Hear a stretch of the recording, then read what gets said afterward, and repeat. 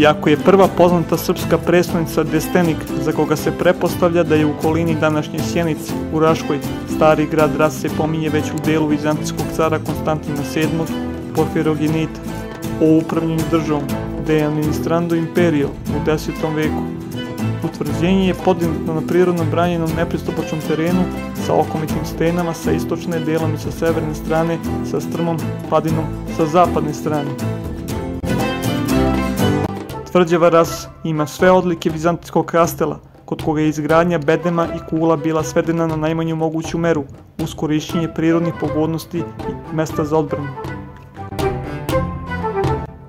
Stari grad Ras počinje da igra važnu ulogu, naročito za vreme srpsko-vizantijskih sukoba 2 veka kasnije. Grad je postao prethodnica srpske države u prvim godinama vladavine Nemanjića, svakako je najpoznatija srednjovekovna srpska prestonica. Razoren je još u 13. veku, najverovatnije prilikom najezde Mongola za vreme kralja Stefana Uroša I 1242. godine.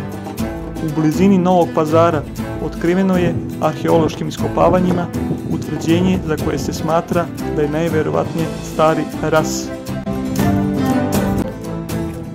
Istraživački radovi otkrili su bedeme ojačene sa 5 kula i temeljima nekih zdanja, od kojih je najznačajnije velika cisterna u severni deo odbranjenog zida.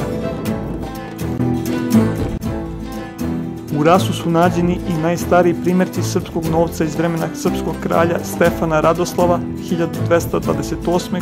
do 1234. godine, kao i bronzane pločice za njihovo iskivanje.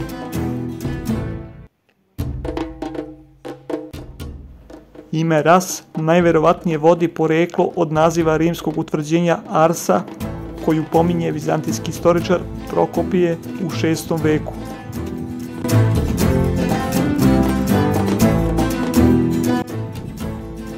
Srpska srednjovekovna država je prema imenu ovog grada dobila naziv Raška.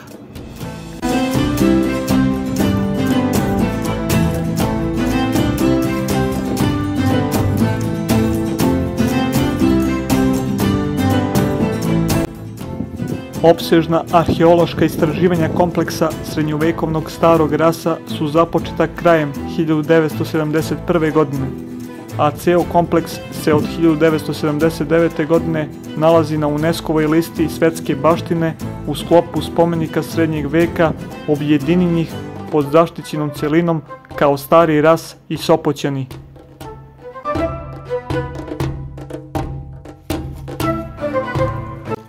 Na ovom mestu je starac Simeon 1202. godine napisao Vukanovo Evanđelje.